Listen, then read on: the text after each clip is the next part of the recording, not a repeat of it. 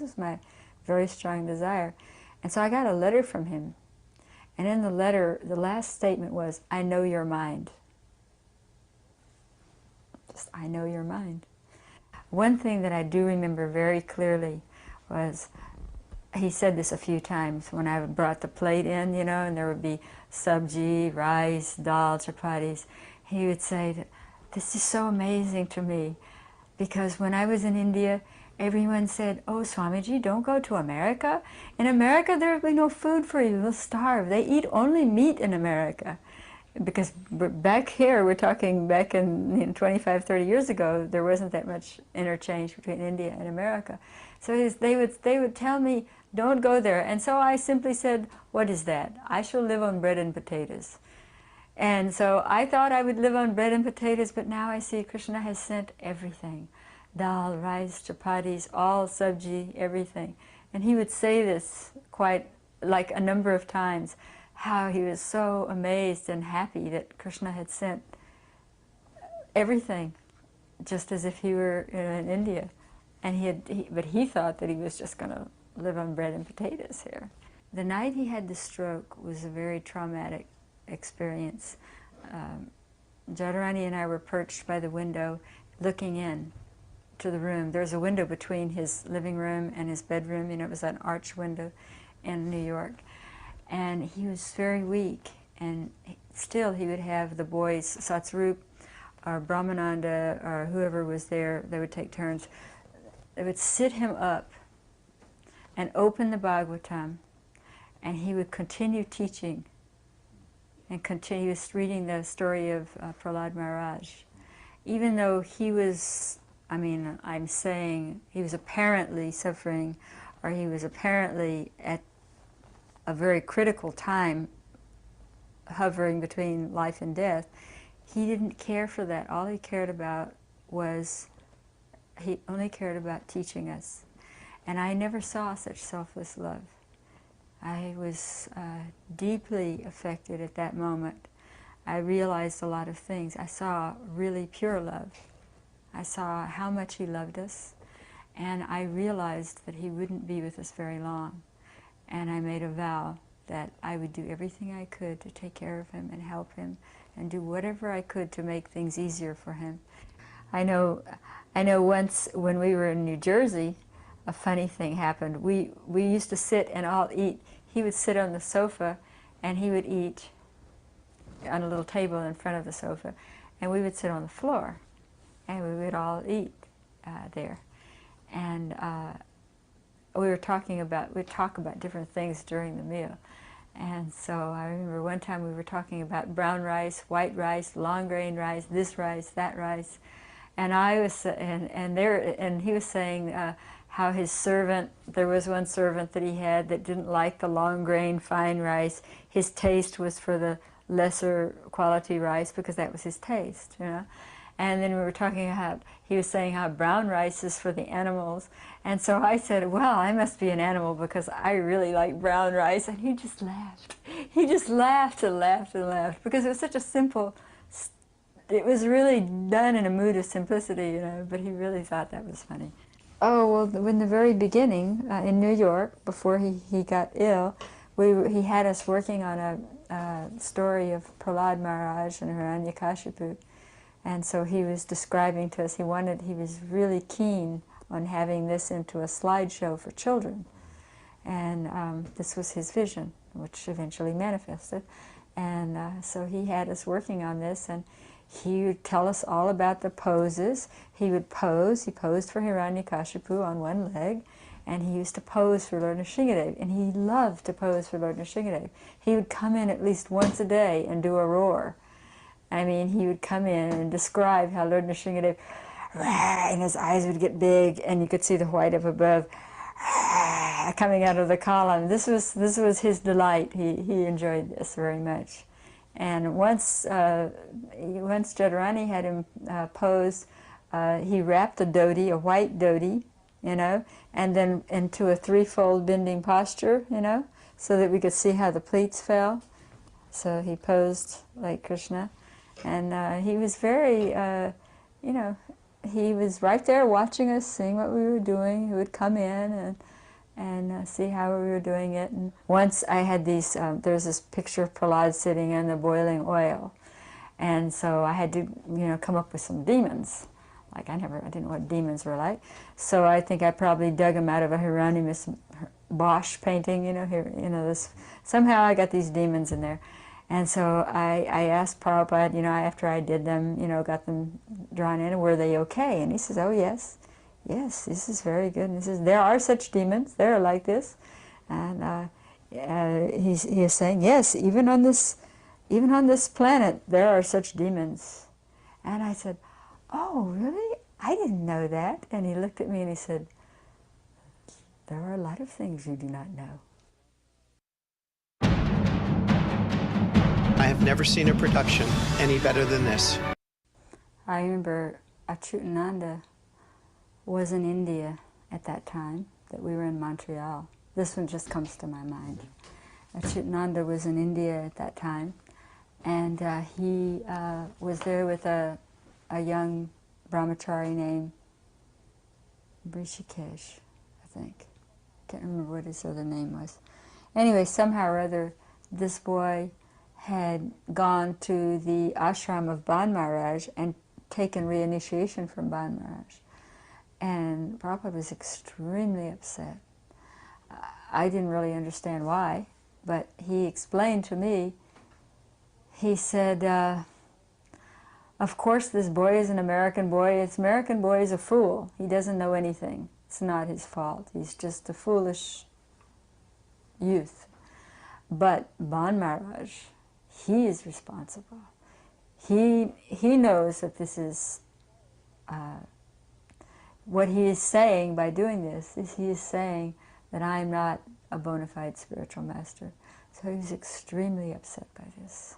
I actually had never seen him that upset, because it was dealing with a kind of Vaishnav etiquette that I didn't really understand.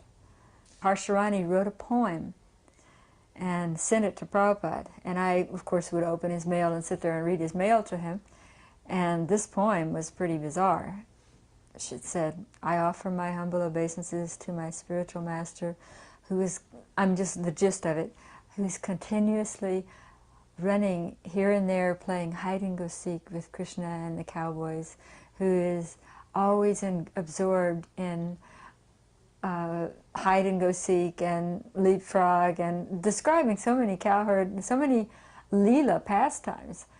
And Prabhupada was sitting there and he says, she has become advanced. Publish this poem in Back to Godhead. And it was printed in Back to Godhead.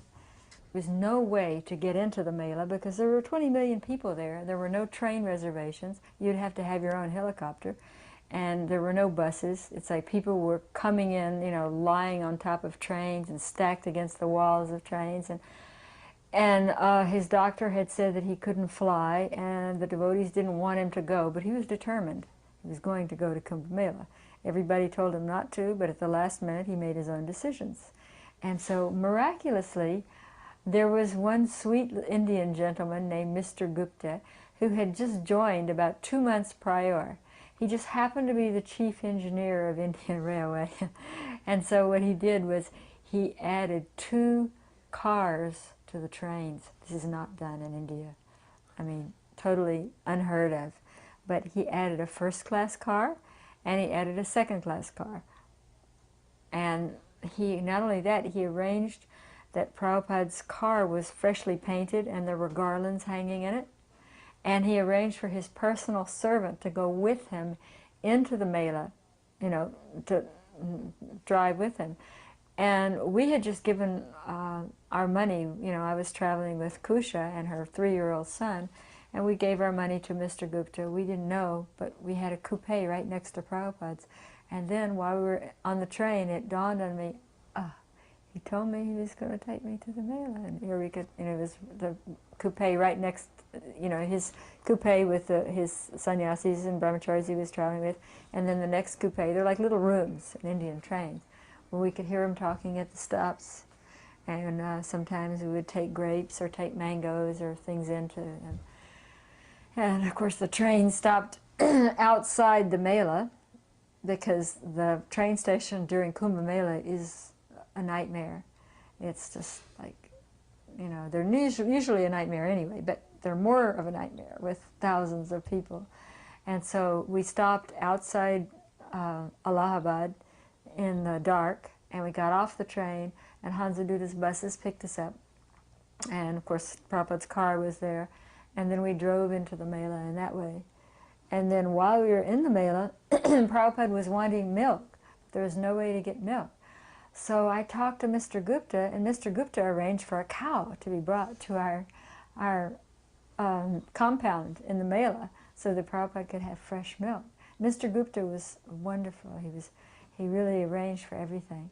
And then he arranged for a train to pick Prabhupada when he was ready to leave the Mela. From the Mela, he went to, I can't remember whether he went to Calcutta or Bombay.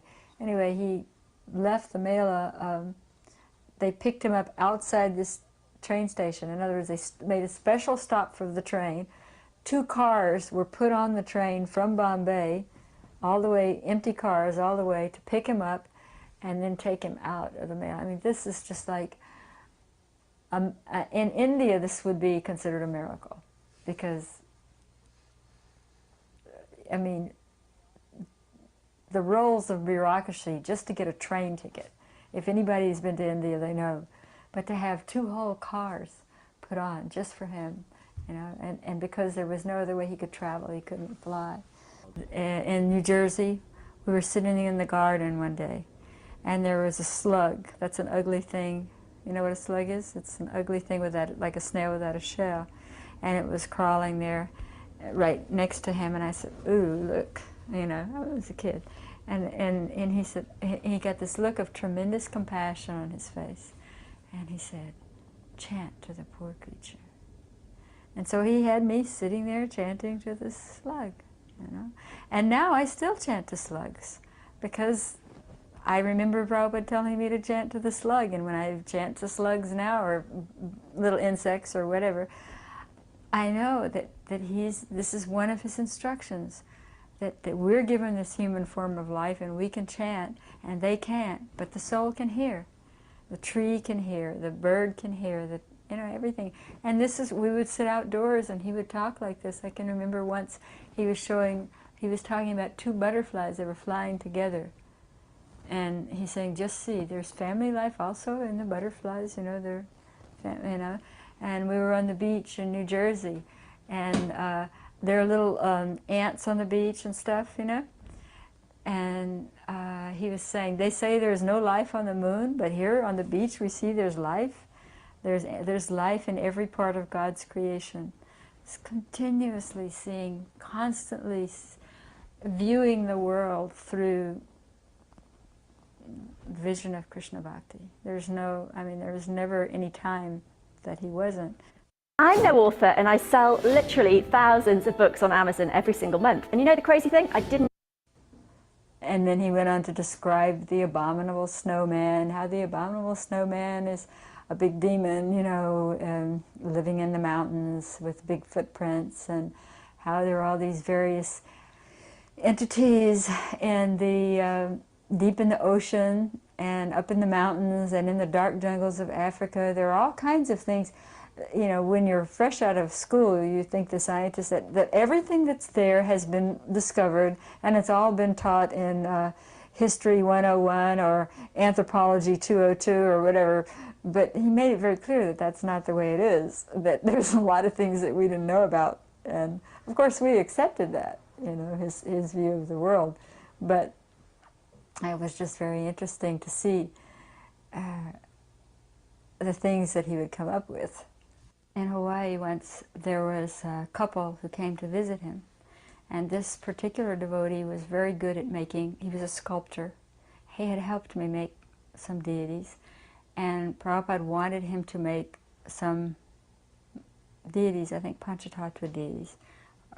He went on and on to explain to him how he wanted him to do it and so forth, and spent quite a bit of time explaining it all to him. And then after the conversation, the boy asked him if it was okay for his wife to make silk, to kill the silkworms to make the silk. And Prabhupada was like, after they left, he was saying, these Western boys are so creative. Next they will be asking me if they can kill cows to make mridangas. I can remember one of the most persistent memories is the sand crab story. And this took place in Hawaii many years later. But again, we were walking on the beach, and he was talking about the sand crabs. There's these little white crabs that as you walk down the beach, they run and hide in their hole. You know, they run sideways. You've seen them, I'm sure. And he went on and on for days about the sand crabs. And what he was saying, finally it dawned on me that he was saying that there is no such word in the Vedic, in Sanskrit or in the Vedic text as instinct. That instinct, why is the sand crab running? This is the this is the kind of conversation. Why is the sand crab running? The sand crab is running away due to instinct, they would say. His instinct is to go into its hole. And he was saying that there's no such thing as instinct, that instinct is a word that's been coined by the scientists to cover up for the fact that there's super soul, there's God, and there's past experience. And he went on and on to explain this in detail, and finally it dawned on me that I've been taught Darwinism all my life. And I didn't even know it. Even though I've been a devotee for, at this point, maybe 8 years or whatever, 7 years or something, that Darwinism is what we're taught in the schools. We're raised this way. We were raised to think that everything is operating on instinct. The birds are doing this, the beasts are doing this. But Prabhupada was like blasting this philosophy day after day with this explanation. He went into detail with me. He said, supposing, he asked me, supposing you know where's the privy. The privy is the bathroom. It's just in there. Now, supposing you come into this house 20 years from now. Because you were here 20 years ago, you know the privy is there.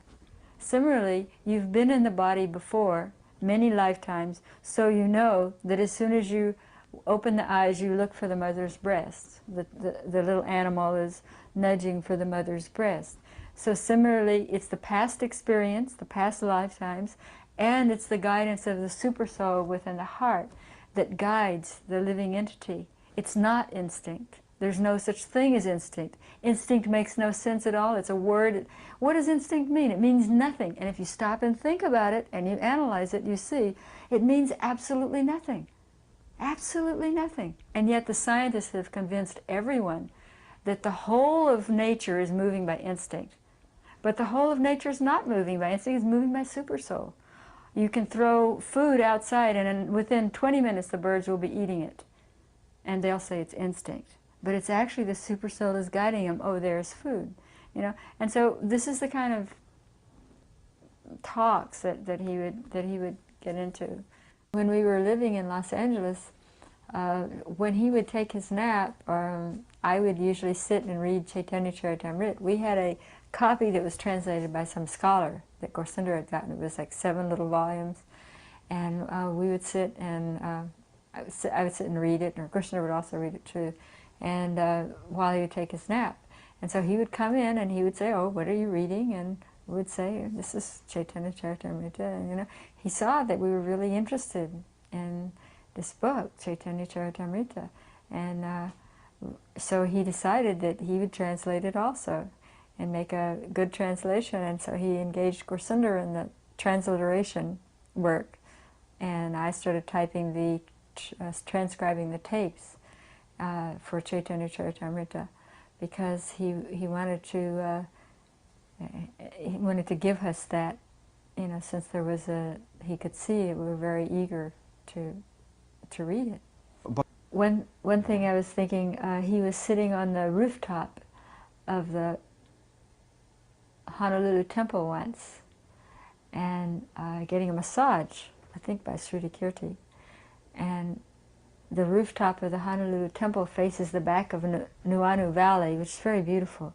It usually has a rain cloud about the color of Krishna, and it usually has a rainbow, 1 or 2 rainbows, It's a very beautiful, beautiful area. And so that day there was a rainbow, and he became very poetic, and he started talking about how the rainbow has the three colors of the material nature, the red for the passion, and the yellow for the sattva gun, and the blue for the tamagun, and how all the modes of nature are coming from these three colors, just like on the artist's palette, red, yellow, and blue are the primary colors, and all the other colors are made from those. He was saying how these three colors in the rainbow, these three colors of those three gunas, all the various mixtures of gunas the living entities are coming from those three. It was very poetic and very beautiful. I have one photograph at home of Prabhupada sitting and holding a globe and turning the globe around. It's a color photo, and he's saying, Brahmananda will go here, Gargamuni will go here, describing, he's just turning the globe and at all the countries. And here we are, a handful of teenagers, mind you, who can't even get it together, don't even know how to brush their teeth or whatever, and he's got it all in his mind with this globe that he's going to send us all over the world and open centers all over the world. And he was extremely interested in Russia. He always talked about Russia, and he always wanted that Russia should receive the mercy of Lord Chaitanya.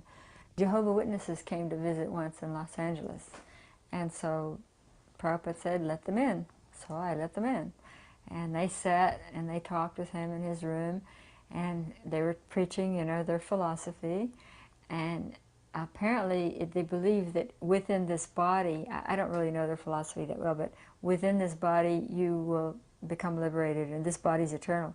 And Prabhupada kept asking him, with this body? With this body? Like he was just incredulous that they could actually believe that this body was eternal. And so, but he was very polite to them and very nice, and he didn't really preach to them. He just wanted to know what they're teaching here in this country. And so then as they left, he had me give them a little brochure. There was a drawing of the Universal Form that I had made, and it was a little brochure describing Chant Hare Krishna. It had a picture of Lord Vishnu on the front with all the arms. And so he asked me to give them a copy of this as a gift, because I think they gave him some literature too. And then the next morning, whenever he went out on his walk, he saw that it was on the street, had been run over by a car. And he was really disturbed, and he said, oh, we should not give out such freely. He was distressed that the Lord's picture had been run over by the car. Well, no, it was later that day he was talking about how the Western boys and girls, oftentimes, they go to the other side. The problem is they go to the other side. And I said, Srila Prabhupada, what do you mean by the other side? You mean back the way they were before? And he said, yes. Because he was talking about how some sannyasis had left and become as, the tendency when devotees stop doing devotional service is they go to the lifestyle that they were living before they were a devotee. So he's saying they go as they were before. And I said, so you mean they go back like they were? And he said, yes. Therefore, many of them will have to take birth in India to finish their Krishna consciousness. What? And before going back to Hawaii, he began to speak about compassion. And when he would speak about something, you would experience it. It was like a transmission or something. And he began to speak about compassion, and he began to speak about how his eyes were closed and there were tears running down his cheeks. And he was saying, people are suffering in this world. He was expressing divine compassion for all the souls suffering in this world without Krishna consciousness. And he was saying, please go and teach them. Tell them about Krishna. Tell them, give them this knowledge, because they are suffering. They don't know they're suffering, but they are suffering. And he became in such a mood of compassion that tears were coming down his cheeks, and he was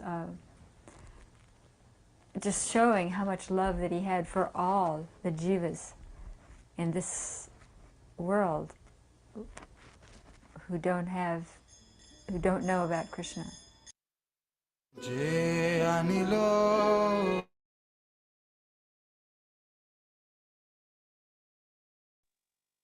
Hare Krishna, dear devotees. So we will now watch the second part as well. Okay. Please listen very attentively. There are many, many important things to come. They're already here. Krishna, whenever you are ready, right? Hare Krishna.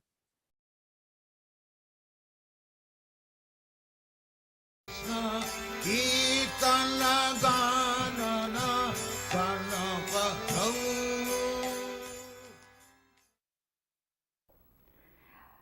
In the couple of months before we met Srila Prabhupada, when Gary and I were living in Haight-Ashbury area, there were some flyers that were distributed. And they said things like, the Swami is coming to town. Chant and be high forever, this sort of thing. I'm sure you've heard of them.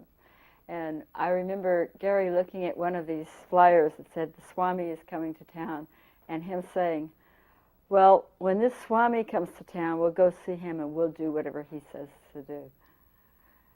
It's just, the whole thing was such a mystical, incredible experience, in that we were actually very well situated at miles away, 1,500 miles away in Texas, and we were drawn there. And I think this is true of many other people. So then we went to Frederick Street and found out about when the classes were and so forth. Made an appointment with Srila Prabhupada and Mukunda Das, who later became Mukunda Goswami, arranged for us to visit Srila Prabhupada. So in our first meeting with him, private meeting with him, he took us up to his apartment. I remember waiting pensively to meet Srila Prabhupada. He brought us in, and Srila Prabhupada was sitting in, those little bay windows that they have in San Francisco, these apartments with bay windows. He was sitting in sunlight, looking very effulgent and very peaceful. And he sat in a chair, and there was another chair opposite. I think he sat in the lounge chair, and I sat in the rocking chair, or vice versa. I can't remember that one point, but we were opposite one another. And Gary, sat on the floor. And he began to ask us questions all about our lives, what we were doing, who we were, where we had come from. He was very personally interested in us. And I mean, he was very personally interested in each of his disciples, each of his students. But he asked us, if we were students, what we were studying. We told him we had been studying art and that we were artists. He asked about our parents, our family, so many things. In the course of the conversation, I told him that I had studied art in Europe and that I had traveled all over Europe and studied in various places. And he was quite surprised. He raised his eyes and said, "Oh, you have traveled so much?" Because I was very young. I looked like I was 16. I was actually 19 or 20. And I said, "Yes, Srila Prabhupada. Yes." He wasn't called Prabhupada yet. "Yes, but none of it has made me happy." And he smiled and said, that is required.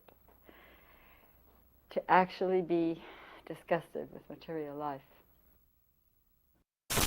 Do you want to get paid every week as a ClickBank affiliate? Just imagine getting almost... At the time of the initiation, there were no saris, there were no social customs, none of these things.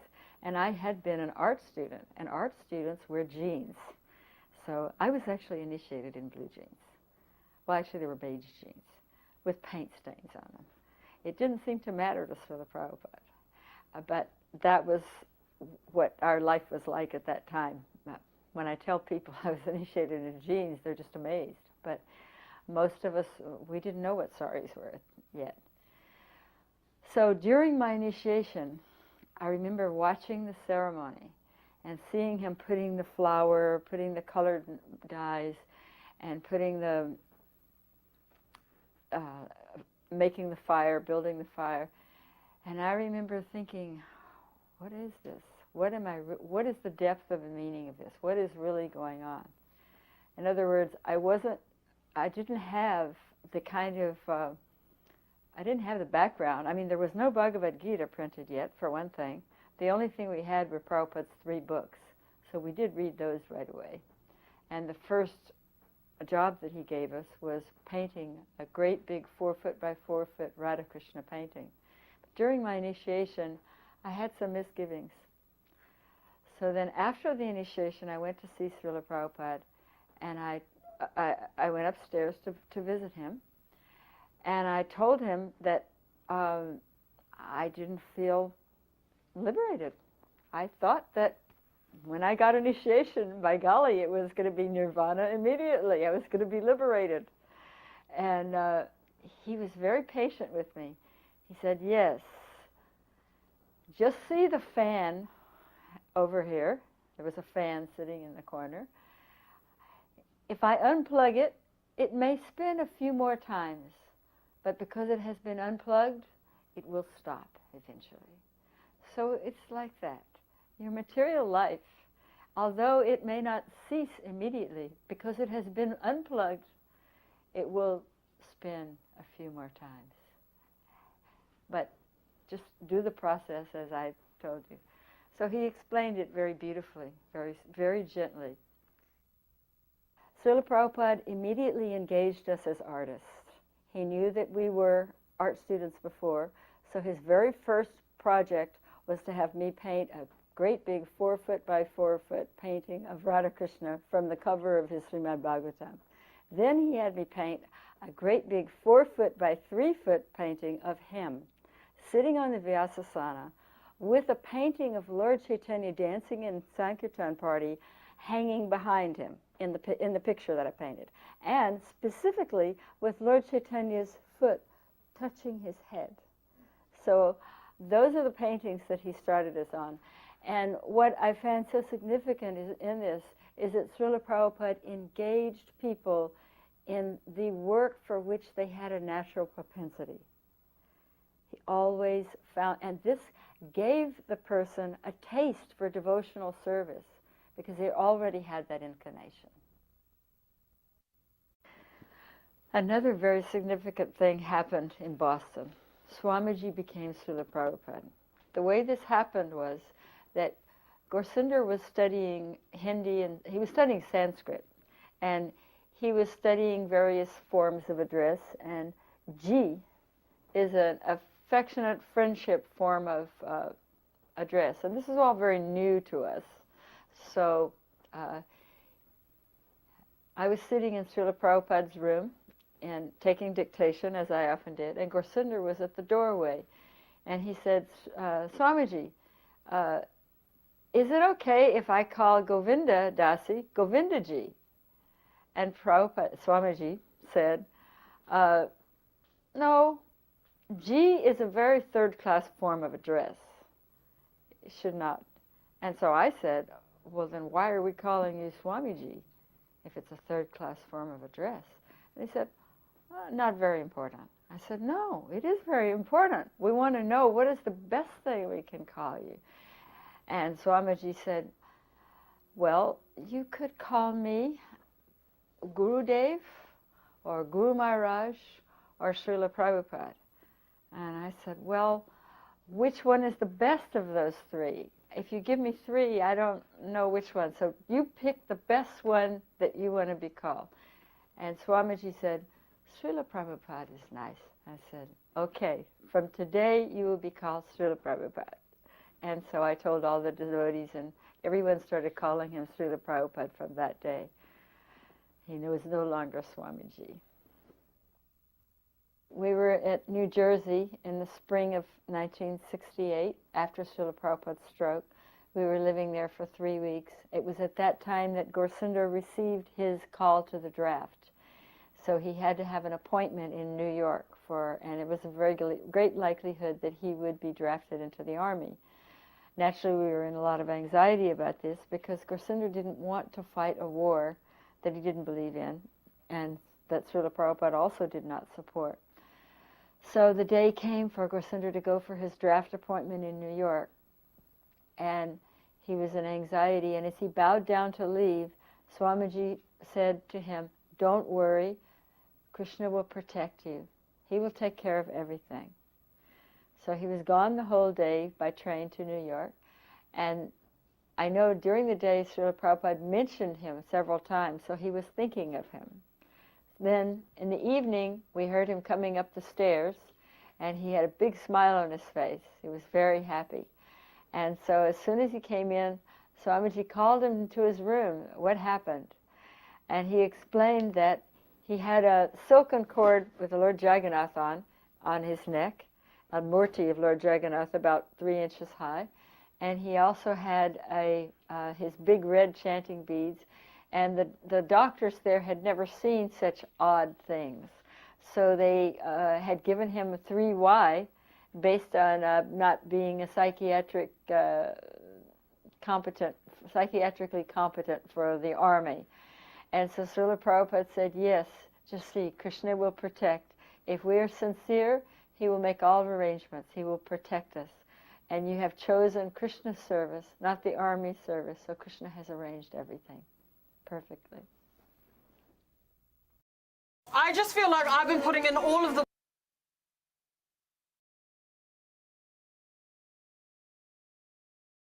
And this was at the time when he was visiting Hawaii.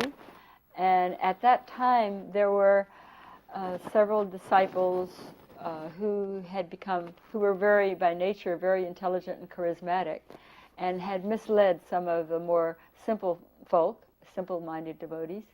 And I was in a lot of anxiety about it, because I felt extremely protective of the devotees, having been the first devotee in Hawaii. They were like my children, sort of. So I was very protective, and I was very anxious about it. So I was explaining to Prabhupada how such and such, these people are, they're misleading him in this way and in that way, and changing the philosophy and so forth. And Prabhupada very calmly looked at me and said, the mouse respects the cat, and the cat respects the dog respects the wolf, and the wolf respects the tiger. But we see they are all animals.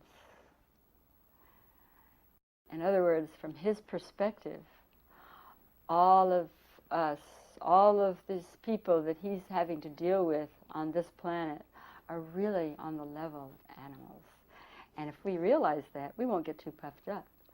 If we realize that we're really coming from very, very low-grade backgrounds, he's coming from Krishna Loka. There's no chance of our getting so puffed up that we think that we can outguess him, edit him, change his ideas about things, think we could do better. It's impossible. We can't. He can outguess. I mean, I saw so many instances of this. Unfortunately, one very close to home instance was my own husband, who I loved very much, Gorsundar. He was brilliant. He was very educated. He was studying Sanskrit and Bengali, and he did the transliteration for Chaitanya Charitamrita, the first part of it. And he was a very nice devotee. He used to take Prabhupada on walks every day, and he did the massage every day. I give him all credit for all the wonderful service that he did. But later on he left, and Prabhupada made the comment to me, even though he knew I was quite attached, many times he said, Gorsundar is suffering from too much intelligence. He has the disease of being too intelligent. He thinks he knows more than his guru. And this was Gorsundar's flaw. He was very, very brilliant in every respect. But as soon as a person thinks they know more than their guru, then the fall down begins. One incident took place with me and Srila Prabhupada. And this was in Los Angeles in September of 1968. We were going to record the record album, the Govinda record album. And so early in the morning, he wanted to use his spiritual master's preface to Brahma Samhita. The materialistic demeanor cannot stretch to the transcendental. You know the one I'm talking about. Anyway, he wanted to use that, so he asked me to type it up.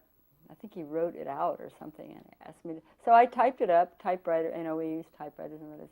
And he read it to me a couple of times to practice, because we were going to the recording studio around 9 in the morning, 9 or 10, fairly early, and we were going to record this this talk and the Govinda record. I think it's called the Govinda record, right? You know the one I mean. So he read it to me, and I listened very carefully. He would read things to me and see, how does this sound? You know, just because I knew English, you know, fairly well. And so he read it to me, and there was one word that he pronounced differently from what is customarily pronounced in the English language. That word is analogously. And so I never corrected Srila Prabhupada before. In fact, I loved it that he called watermelons water lemons. When he would ask me for water lemon, I never said, "Oh, Prabhupada, that's called watermelon." And when he called for some antelope, I never told him that's called cantaloupe. I was fine with that. I had a very motherly relationship with Prabhupada. I thought he was just whatever he said was wonderful. You know, if the sky was striped pink, green, and orange, fine. But because I was thinking that other people are going to hear this, and this is for all posterity, and they may not understand his accent, and he's pronouncing this word analogously, and they may not understand what that means. So I had very good intentions. My intentions were very innocent. I was not on any kind of ego trip. I was simply thinking, oh, you want your guru to become the best foot forward type thing, you know. So I said, Srila Prabhupada, I think that word is pronounced analogously. He looked at me and said, you pronounce it your way, and I'll pronounce it my way. See China before communism. We were in Hawaii. I'll pronounce it my way. We were in Hawaii at the Honolulu temple, and I was making deities. And he had spent a great deal of time explaining how he wanted the Gornitai deities made, and there was a devotee sculptor there, one of his disciples who was a sculptor. And he gave us elaborate instructions of what to do. And after all of his elaborate instructions, the sculptor devotee asked, my wife would like to make silk, but in order to make silk, you have to kill the silkworms. So is this okay? And so Srila Prabhupada, I don't actually recall what he said about the silk. But after this devotee left, he expressed that he was annoyed because that he was giving one instruction, and instead there was a talk of making silk, and he said these Western disciples, they are so creative. Next they will be asking me if they can kill cows to make mridungas. Srila Prabhupada gave classes each morning in the Frederick Street Temple, and would always ask for questions at the end of the class. But he wanted questions that were relevant. One morning, I wanted to hear the story of Lord Chaitanya falling in the water. It wasn't really relevant to the class, so I was kind of shy about asking it. But anyway, I raised my hand and I asked. I said, well, this isn't really relevant, but could you please tell the story about Lord Chaitanya falling into the water? And Prabhupada went into ecstasy. I didn't know what was going on. He became totally quiet for about 5 minutes. And I was like, oh gosh, what have I done wrong now? I was really worried. And then he came out and he said, yes. And he told the story of Lord Chaitanya falling in the water. And afterwards, all the devotees were saying, didn't you see there were tears running down his face? Tears were coming down, and he was completely in ecstasy. And I marveled on that, and I began to see that here he's in the Western world, and Western children, we were just like children to him, were asking him about Lord Chaitanya, and it gave him great pleasure, it gave him great joy. One very significant thing happened in Boston in 1968. We had a new Back to Godhead, and it had it was in May, because we were in Boston in May of '68. This particular Back to Godhead had an ad on the back cover. It looked very slick, at least graphics for those days, and it had a picture of Prabhupada, black and white, and said, "This man changed the world." It looked pretty slick. Prabhupada called me in his room and handed it to me and said, "Look at this." And I was like, okay, I'm looking at it. What's wrong with it? And he said, "This is very bad. This is very serious. The spiritual master should never be referred to as a man. This is the beginning of fall down. This consciousness to view the spiritual master as an ordinary man, as a man, to even call him a man, this is the beginning of fall down. Call Rai Rama. Rai Rama was responsible, I think, Rai Rama, Jayadvaita, there were several in Boston at that time. Rai Rama was in charge, I believe. I'm not really sure of the person responsible for it, but I think it was Rai Rama. In any case, that's not the issue. The issue is that Prabhupada was very, very seriously affected by this. And his explanation was that one should never, ever refer to or consider the spiritual master on the level of a man. Here we go!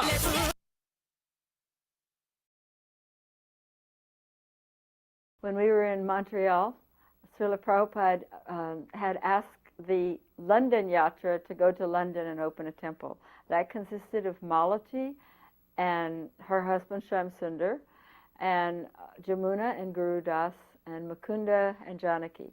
So they flew from San Francisco to Montreal to see Srila Prabhupada before going to London. Malati had just had a baby, Saraswati. And of course they came to see Srila Prabhupada, and Malati's baby was on her hip. She was always dancing with the baby. I was always amazed, you know, legs and arms were kind of flopping. The baby was on her hip when she would be dancing in kirtan. And when they came to see Srila Prabhupada. Srila Prabhupada took the baby, little baby Saraswati, held her up over his head and said, "So, do you remember me? I'm your old friend." And of course, Srila Prabhupada indicated on many occasions that these children are so special. These children are children that have been brought in to spread Lord Chaitanya's movement, that have come from higher places, demigod lokas or higher dimensions, or who knows where they came from, but they've been brought in by Srila Prabhupada's request to spread Lord Chaitanya's mission. And I think one of the most important things that we can do in our lives is to let the children know this, how much Srila Prabhupada counted on them, how much he cared about them, and how important they are to him. Whatever has happened is unfortunate, but this is a very important part. He loved the children very, very much. He taught them, he wanted to teach them everything. When I was in Dallas, many years later, he was there for several days in Dallas. He gave lectures. Dayananda was the headmaster at the time. He gave lectures. Every lecture was about teaching them with love, disciplining them only with love. If you love them, they will respond. They will want to do things properly. Not with a heavy hand, but with love. Those lectures, I'm sure, we recorded and are available. While living with Srila Prabhupada in Los Angeles in 1968, we did the drawing for the Bhagavad Gita, and we also did the drawings for Teachings of Lord Chaitanya. The drawings for Teachings of Lord Chaitanya, they took quite a while. There were 5 of them. Srila Prabhupada supervised every aspect of them. There was a picture of the Nabab coming to visit the Goswamis, the Rupa and Sanatan. There was a picture of Jagannath with Lord Chaitanya in the Jagannath temple. At that time, I had no idea what the inside of Jagannath temple looked like. Srila Prabhupada described how it was dark, and the pujari is sitting up on the altar, and he's handing down garlands. He described the interior. So I did the painting, or the drawing, according to Srila Prabhupada's descriptions. Later, when those 5 drawings were removed from the book, Srila Prabhupada was totally disgusted. He said, why they have removed these drawings from this book? Why they have removed them? And he had personally overseen them. And so far as the other illustrations, the illustrations to Krishna book, one of his statements about that, when he saw that they had been removed, was, why they have removed these paintings? Those paintings, those early paintings were full of bhakti. They were full of bhakti. The mood was very special, even though the technical quality of the paintings might not have been perfect. So in Montreal, it was Srila Prabhupada's birthday, and I decided to make a cake for him and celebrate it like Westerners do. So I baked a nice 2-layer cake, frosted it, and put some candles on it, not 72, but a bunch of candles, and lit them all, and then brought it into his room. And as I brought it into his room, his eyes were big, and he said, oh, he was very surprised to see me carrying a flaming cake. So I put it on the altar and offered it, and then I brought it over to him and said, Srila Prabhupada, this is how we celebrate birthdays in America, and so if you blow out all the candles, you can make a wish. And so he blew out all the candles, but you don't have to tell anybody what you wish for. And so he blew out all the candles, and then I said, well, you don't have to tell anybody. He says, well, I wish only for Krishna's service. Only for Krishna, only for Krishna's service. And then, of course, we enjoyed the cake. Western style. Jai Anilo Premadana. Hare Krishna. Okay, everybody.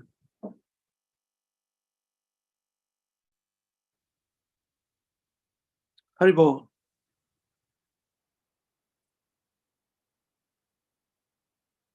Very nice. Can you please show our faces? Switch on our lights, switch on our room lights. Okay, Hare Krishna. So wonderful, wasn't it? A lot of things, a lot of information. A lot of information, a lot of pointers. She's very good with Dasi. Unfortunately, her husband, Gaurasundar Prabhu, he just passed away. He had left the movement, he had left Prabhupada. He just passed away, I think last week only, 2 weeks ago. Hare Krishna. Okay. All right. Many, many pointers. And I would like to hear if you can remember and what inspired you. Any one point, 2 maybe. We can always repeat the points of others, that's fine. But it will be very nice. Otherwise, what happens is that we don't think these were picked up randomly, this kind of realizations and remembrance. We'll work very hard on this. Which one to do, how to do, what is to be done, what is the level of devotees now, and what we can show him. So if you can please share what inspired you from this realization, that'll be very, very wonderful. Okay? Hare Krishna. Who would like to begin?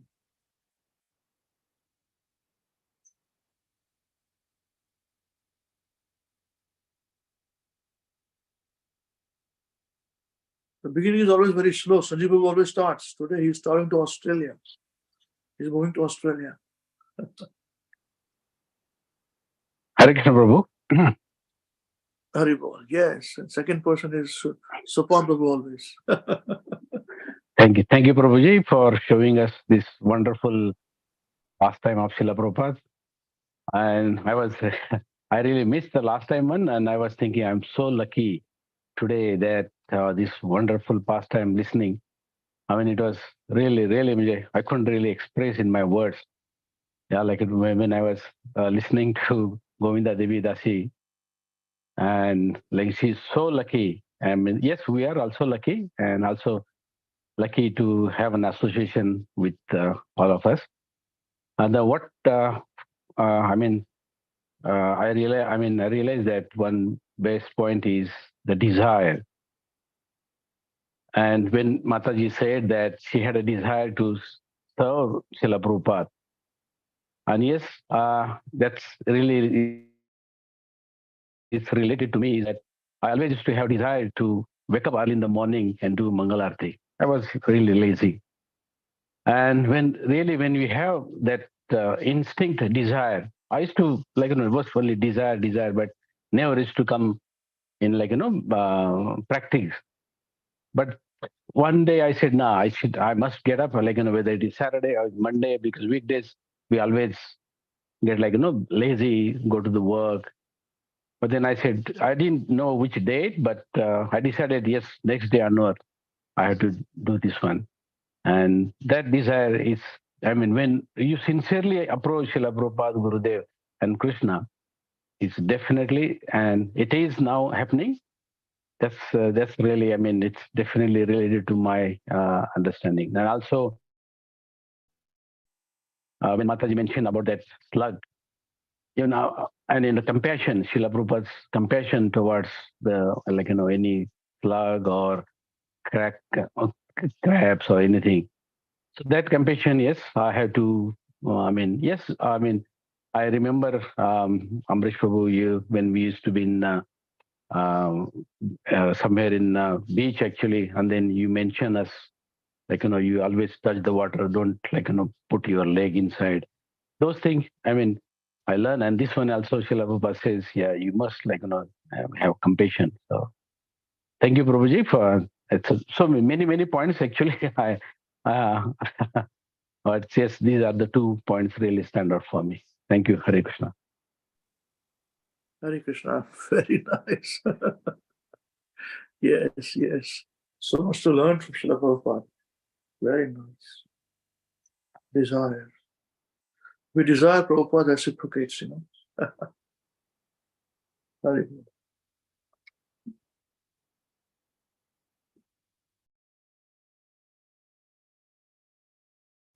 Hare Krishna.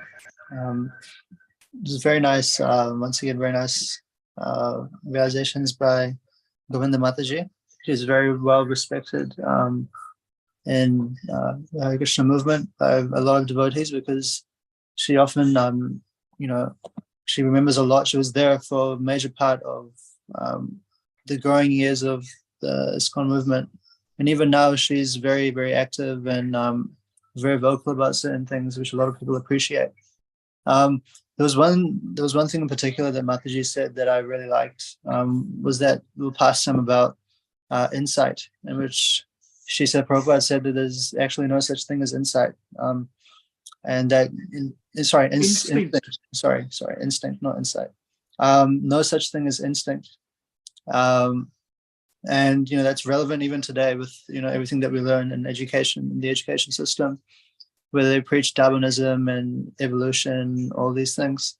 And they say that through all the years, humanity has evolved to have instinct, natural selection, yada yada yada. But Srila Prabhupada said that there's no such thing as instinct, because it comes from past experience, the super soul.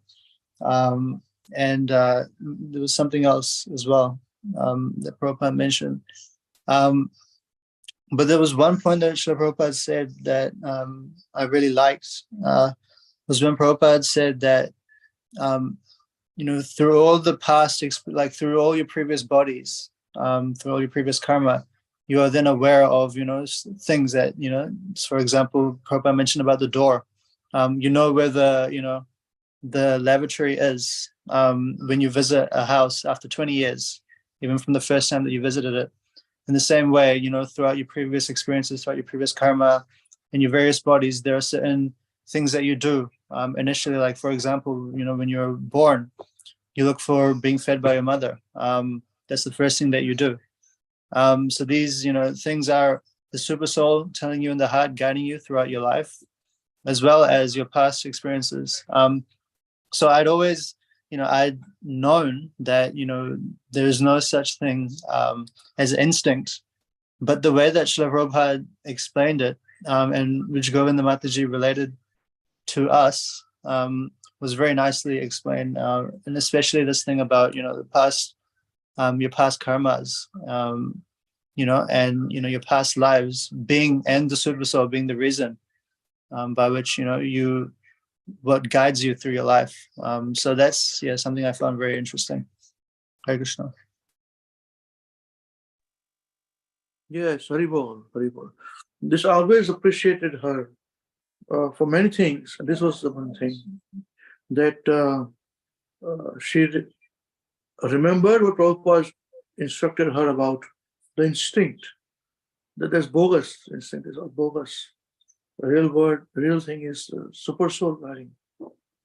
And I've seen these examples in so many places. Even the Muslims, I remember one documentary, in one Muslim sermons, they were showing one crab inside the sea, So he said that they showed this crab was actually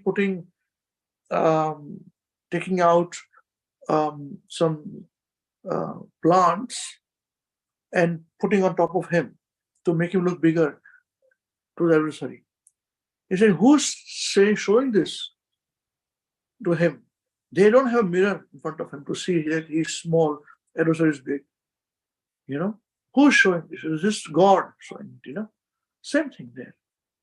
So the thing is this, that for some reason, those who are Sanatana Dharma people, we are so docile. We are not buoyant out, and preaching boldly what we should be doing. We are very, very conscious and afraid and all those things, Now the time has come. If Prabhupada's teachings have changed us, we must carry those teachings to our friends. As Mataji said, children in Krishna consciousness, you should tell them. Prabhupada had a big desire for them, that they will be changing the world, Yeah. Thank you very much. Haribol.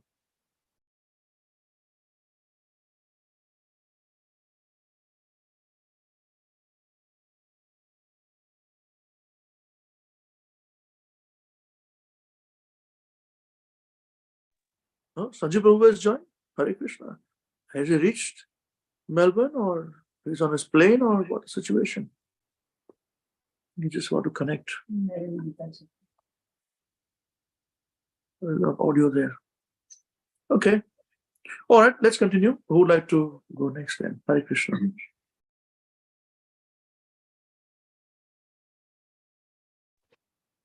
Hare Krishna Prabhuji. Thank you so much for arranging such a nice class. It was really such a nice video rather. It was really nice and very, very mesmerizing. There were so many points that we can talk about, I think. But one thing that really stood out to me is that anecdote about, I don't remember the name, but the Prabhuji who got drafted in the army. And then he had to, he thought that he does not want to fight this war that he does not believe in. And very much, there was a lot of anxiety, I think. Definitely there must have been. But then Prabhupada so nicely said that, don't worry, Krishna will protect you. And then he was labeled as unfit psychologically for the war. So that was I think it was very nice that he said that if you're sincere, then Krishna will always arrange for you, which is very much in line with the motto with Hare Krishna WECAN, that just give Krishna a chance. So it's really nice. That one anecdote was really nice. And just another thing that stood out to me was that when Prabhupada said that Gaur Sundar Prabhu is suffering with too much intelligence, which that it's like, that was so nice, because I always think that we always try to apply our own mind and our own logic into so many things, which we should as well. But at certain point, you have to also accept authority. So this one point is really nice, that to what extent you should you should be accepting Prabhupada. So yeah, I think both of these points are really nice. Hare Krishna. Very nice, very bold. That's right. The point which you raised, that we should be intelligent, we should apply our intelligence. At the same time, out of sudden, once you are convinced, once you then stop, to accept the authority, Yeah, very good. And that person was Godfather himself, husband, of Govinda Dasi. Yeah. Hare Krishna. Yeah. He then left, and I think he started his own things also. Even Hawaii only. And Prabhupada met him. Somebody was, I don't know where it came. So one day Prabhupada was born in Hawaii. So he told, let's go, take me to that place, somewhere around that area, They searched him out. Ultimately, he was found, was grown with beard. And he did not come back still. He didn't come back. Yeah. And he just passed away just now, as I said, about 2 weeks ago. Yeah. Hare Krishna.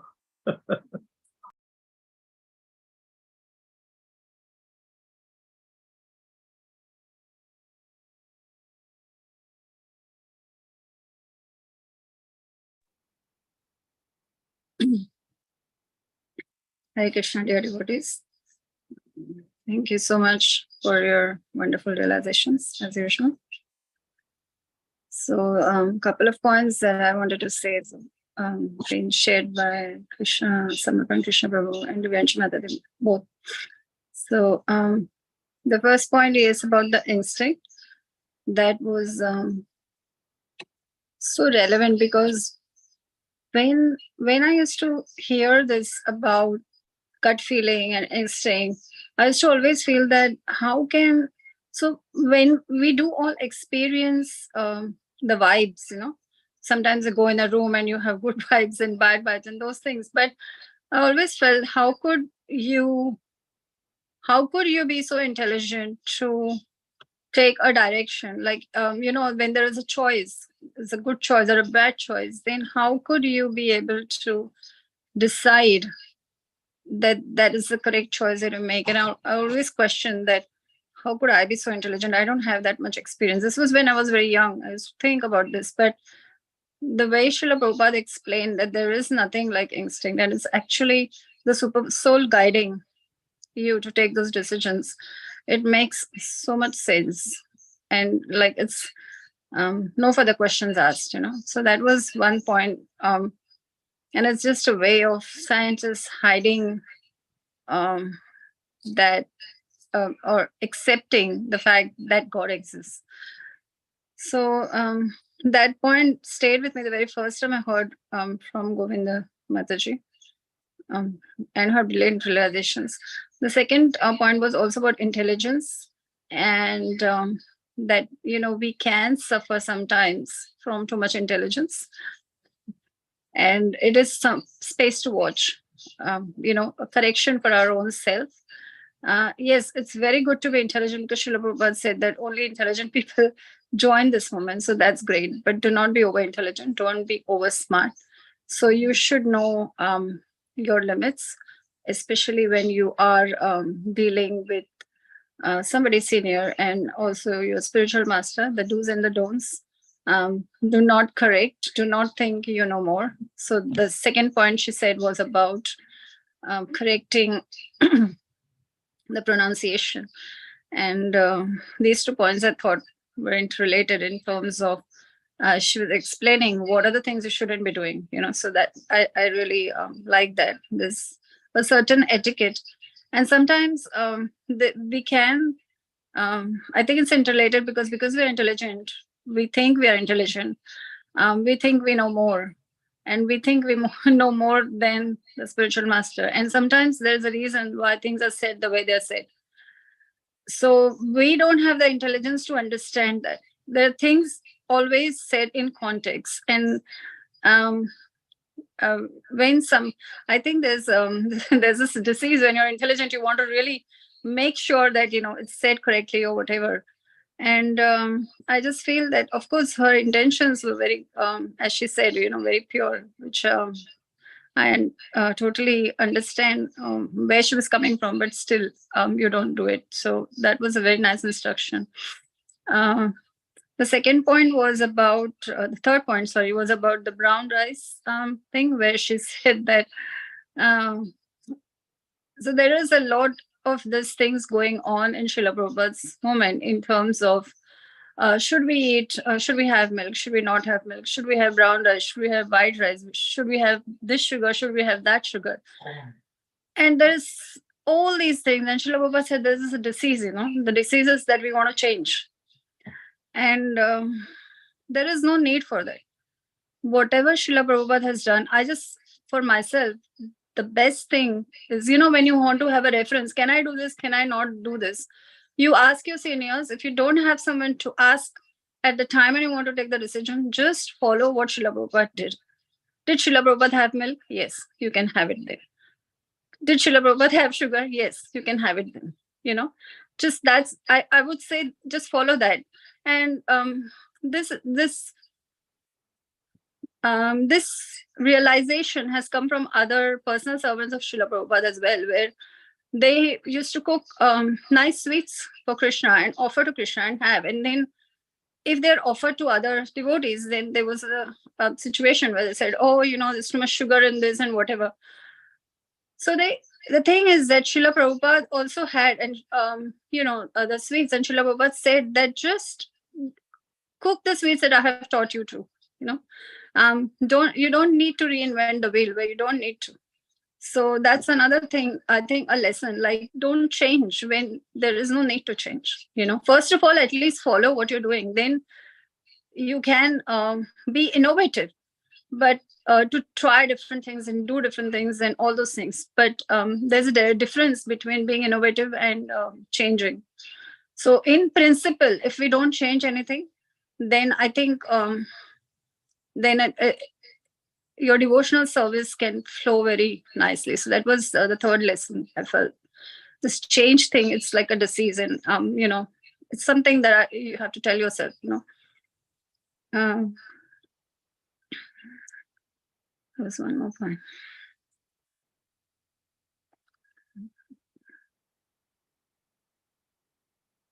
And the name Srila Prabhupada was did come and was given by. So how it came about and how from Swamiji Srila Prabhupada was called Srila Prabhupada. So that was a very nice pastime as well, which, I really feel I'm so thankful for Mataji to share all these intimate and important realizations and reciprocation they had with Srila Prabhupada. And they met Srila Prabhupada when they were very young. So the kind of relationship that they had was so innocent that Srila Prabhupada, now you blow these candles and then you can make a wish and you don't have to tell the wish. And then Srila Prabhupada saying that, my wish is to serve Krishna. So that was just amazing. Hare Krishna. Haribol, thank you very much. This points me on some very controversial subject, I'm going to say that anyways. Just this last weekend we had our festival of Krishna, where we had all those people coming in, Indians, non-Indians, and we had kirtans, prasadam was cooked, Indian prasadam was cooked, and distributed out, and philosophy was given. So I was just recollecting to a devotee who was coming, said, we started doing this. I said, I started doing this when there was a big movement within our movement. I said, Indian people, you must have Western people to go and preach to Westerners, It became very big, It is very big, even now. Second thing is that you should not wear the dress, dhoti and all that, and saris and all that. Westerners are not comfortable about that, Okay. Third thing they said is that, Prabhupada had this Indian cooking, It was not an Indian cooking, prasad. Have Western prasad. So became a big Krishna West, huge, and promoters of them are big people, sannyasis and all glorious to them. So very quietly, program, very small. Few years ago, I thought about this. I said, let us do one thing. Let us start our festival of Krishna. We all Indians. We'll have all non-Indians there in the program. Let us cook. Let us wear dhoti and saris. Mothers, we don't tell them, but they cover their hair also. Very nice. And we'll cook Indian prasadam, what Prabhupada taught, simple, and distribute. Let's see what happens with it, So it is good. I'm not saying we should not. You can cook any prasadam, that's fine. You may not wear dhoti also, it's perfectly all right. But why to say Indian? These are Vedic, there's nothing Indian in it. There's Vedic. There's nothing Indian. Dhoti is not Indian. It's a Vedic way of life, which is followed in India. Not just followed everywhere else, Wherever it's ISKCON centers and other healing centers are there, Why demean like this, It is still going on, So this is the reason why we started this. Person, let us try it, Of course, we can blend a little bit, sabji and all, tone it down a little bit for Western. That's it, nothing else. Otherwise, they love everything what we do, So no change. Disease is bad, And as Prabhupada says, there's no harm. You can wear suit and go and pray. There's no stopping this, no problem. You can offer pizza and distribute pizza, no problem. You can do that also. But what demean something? That means you've got ulterior motive. I'm sorry to say, they are very, very big people with thousands of followers and disciples. But with all my humility, I'm saying, why demean somebody? Why do you say that Indian is wrong? Why can't you say we can do it Western way? Who's stopping you that, So this is totally wrong. That means you've got ulterior motive somewhere. Nobody's making Indianization. There's a Vedic way of life. Dhoti is not Indian dhoti. Halwa, Krishna used to eat halwa himself. Not that we have invented something else. Krishna also used to eat puris. We are eating the same thing. Pizzas we are now eating from Western way.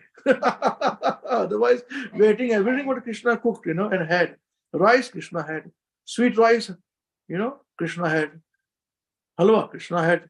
Shira, dal, sabji, everything he had 5,000 years ago. This is a Vedic way of life. People wear dhoti at that time. We wear dhoti now. So what is Indian in this, man? You see? So be very careful about these things. You may find them very, very intelligent, which is no doubt about it. Very powerful, no doubt about it. I'm not even a fly in that room when they discuss things. So small I am. But it didn't make any sense to me. So you say, well, don't demean Indians. Just a Vedic way of life. We are following that. And you can, again I'm saying, you can wear dhoti, you cannot wear dhoti. You may wear suit and boot, no problem. You may give them rice, sabji, halwa. You may make them pizzas and pastas and give them, no problem. Prasad them anything. That's perfectly all right. Don't demean things. Tomorrow you'll say, Krishna was born somewhere else, not in Vrindavan. Thank God Vrindavan is in India. Prabhupada came from India. They'll say Prabhupada came from somewhere else, all creative ideas in this. So you have to be very careful. You youngsters should be very careful about this. And you should be thankful yourself somebody speaking straight on the face, and teaching you. Yeah. Okay. And she was very fond. She was very powerful, Govinda Dasi, Mataji. She speaks on the face, Yeah. That's what she said now about children. Unfortunate that children were, what happened to them. A very horrible thing happened to them. Okay. Hare Krishna.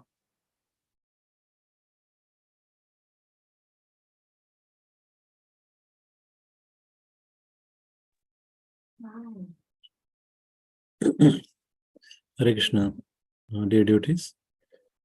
Thank you, Amrish Prabhu, for organizing these nice videos. It's very nice, Prabhuji, as everybody shared. And it's so many instructions, and they were very, very important. So I would like to actually share a couple of things that stand out for me. One of the things where Govinda Dasi Mataji shared, where actually Srila Prabhupada was shown that actually poster, and it was written, this man changed the world. And initially, I also didn't realize. I thought it was nice. and they say Srila Prabhupada was even actually Mataji also said it is nice. What is wrong with it? The same thing, we didn't realize. And Srila Prabhupada was very serious, and Srila Prabhupada said that this is not right. Srila, the Guru, a spiritual master, should never be compared to an ordinary man. You should not call him a man. And that is the beginning of the fall down. So it's a very grave offense, I realize. And it's very important instruction that I will never forget now. Because, he's not actually, even we sing every day in the morning, Sakshat Dharitvena Samasta Saster Yukta Satata Bhav Yateva Sadbi Kintu Prabhoreha Priyeva Tasya Vande Guru Shri Charanarvindam. Spiritual master is considered honored as a supreme Lord himself. So this is actually the prayer we sing in the morning. So that actually realization, just struck my heart that yes, he should be honored as good as Krishna. So I think that instruction is, I think, very, very important. And when we say we Guru, not just Srila Prabhupada, actually, the instruction actually we receive, from our Guru is also that much important, and we should never think that he is at our same level, So sometimes, the ego comes in way and we think, oh, he's wrong, or, I do not agree with that point and this point. That point has also came up in the realization where he said that we should not correct spiritual master. We never think that we know better than our spiritual master. So even with the book edits, that actually point was very important, that it's been edited many times and a lot of changes has been made. So I think this point, actually this is the realization from their actually very close, devotees. So I think it's very serious instruction. We should actually, I should remember it. Thank you, Prabhuji. And second point was, I was thinking that Mataji said that actually when they actually show Srila Prabhupada how they celebrate the birthday, with the cake and candles, and they blow the candles and they wish. And initially I thought, oh, I was listening what Srila Prabhupada was saying, but Srila Prabhupada, I think, he blew the candle, and later he said, I think he's not going to actually say it out loud, but he only wished for Krishna's service, only Krishna's service. And I was thinking that by actually without any making an effort, if somebody asks, we wish many things, actually many material things. That is a first instinct. But instinct, there is no instinct as such anyway, as the devotee share the realization. That actually probably, Krishna is telling you that what you desire, is reminding us. So I was thinking, because all that we desire is actually the root cause of our miseries, and we still desire.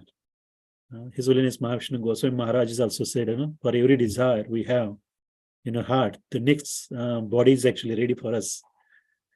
And I think that instruction actually I never forgot, actually, since I listened. I think how someone can think like this, actually every desire we have, actually we're creating the next body out of that. It's very actually touching instruction. And Srila Prabhupada, that shows he's a pure devotee, he only desire for Krishna's service, and we have been taught to actually desire something like that. But we struggle to desire, we have been taught that we should only opt for Krishna's service, but when Krishna's service is coming, we are unable to do. Most of the time we have many difficulties and all that, and we struggle. So we are not desiring from the bottom of our heart. That's what actually shows. So I think that very nice, I think, realization, I think what I saw from Srila Prabhupada, that he's always actually, always talking or speaking or doing everything in relationship with Krishna. That is actually, I think, the quality of a pure devotee. And I think another point I was thinking, the Srila Prabhupada Yeah, when he said, I think Mataji shared this realization that the intelligence part also, no? I think Mataji, other devotees already shared that point that, yeah, we should be intelligent to become a Krishna conscious, but we should not be over intelligent, you know. So I think it's again coming from the probably ego, you know. We should not, we should know our boundaries, and you know, we try to understand. We should use intelligence in Krishna's service rather than satisfying our ego. So, yes, Prabhuji, I think there's many points, Prabhuji, but yeah, I think I will leave it to the other devotees to share. Thank you very much, Prabhuji. Hare Krishna. Yeah, sorry, thank you very much. So what is the last punchline you said? You gave a very good punch. You should be utilizing your intelligence in serving Krishna, not to satisfy your ego. Ego, yes. Very good, very nicely wrapped up, you know. And just one thing I would like to tell, you know, again boldly, at the cost of whatever it is, that yes, this point came not to change, not to correct a guru. The Prabhupada were, you know, with the name, with the word, you know. Prabhupada said, you pronounce your way, I pronounce my way. So Prabhupada are pure devotee, we can see them. But that doesn't mean that everybody else who's been giving initiations are pure devotees too. For that, we have to use our intelligence to see who is there and who is not. Because we have got examples in front of us where all these people who are considered as pure devotees, gurus, they are raping women, they have illicit sex with women, children. How can you call them pure devotees within ISKCON also? No, that is not the case. So all of you are very new. So at this stage, I'm cautioning you. Use intelligence to see. Just because somebody has got thousands of disciples doesn't make them pure devotees. Don't become sheep. Those who come with us, they are not sheep. We are tigers, we are lions. Walk alone, you know. Use your intelligence. And with intelligence, you identify this person is looking all right, what are they speaking, what are the actions are, you know, are they following or not. For that, you must study Prabhupada's books. For that, you must understand what Prabhupada are doing. And then you see others are doing it or not. You see? So Prabhupada never wanted the word Prabhupada. He said, Swamiji is third class. G is third class. So he said, then why are we calling you Swamiji? No, that's okay. It's not a problem. He don't want the other names. No, when she insisted, then she gave, okay, Guru Maharaj, or this is okay. You know? So what is best? She insisted, that's why otherwise he was okay. He didn't want to change anything. And he was criticized for this also. Prabhupada was criticized for this by his godbrothers. They said, why is he taking Prabhupada's name? Because Prabhupada's Guru Maharaj, Srila Bhaktisiddhanta Saraswati Thakur, Srila Prabhupada, he was called Prabhupada.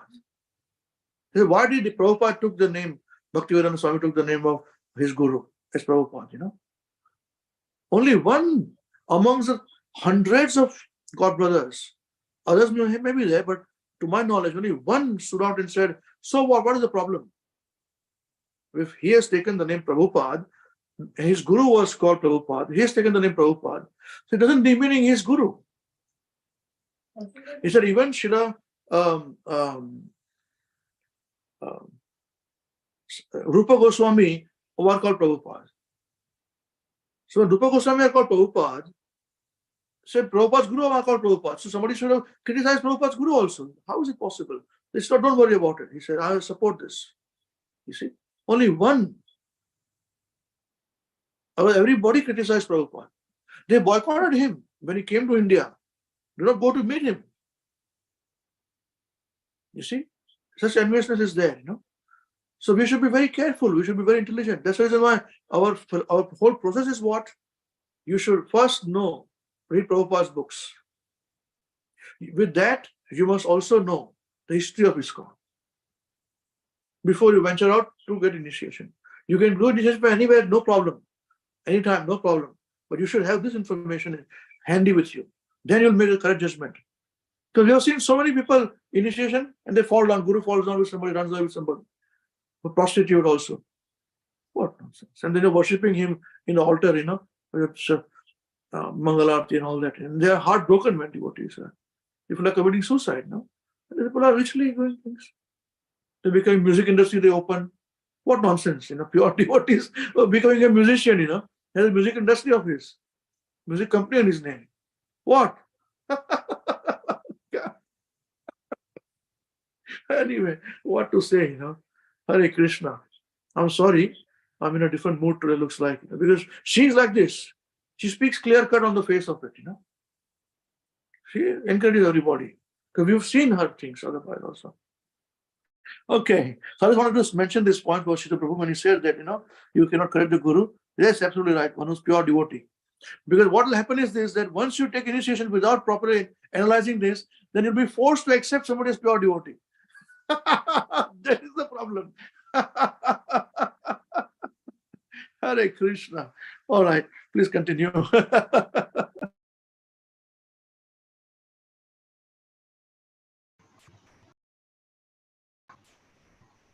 Thank you, Prabhuji, for sharing this. Hare Krishna.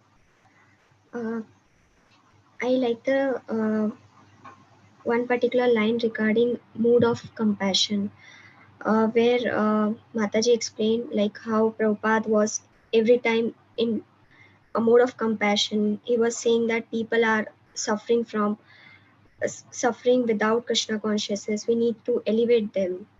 This is only the remedy for their suffering. We should provide them knowledge, and this is how shows Prabhupada was having love for all the living entities. This is the one thing I like the most. And also there was another point where Mataji said that I was traveling all over the world, but I was not happy. And then at the end, Prabhupada said, yes, that is why you're here. That is correct. And this is how the thing continues. You'll not be happy when you are traveling most of the places, but you'll be happy when you are in Krishna consciousness. So these are the 2 points I like the most. Wonderful, very nice. Thank you very much. Compassion, and we can learn from this, and we can be compassionate to all living beings, by being compassionate to ourselves as well. Actually, it is we should be not compassionate to ourselves. We should be very strict with us, but very lenient to others.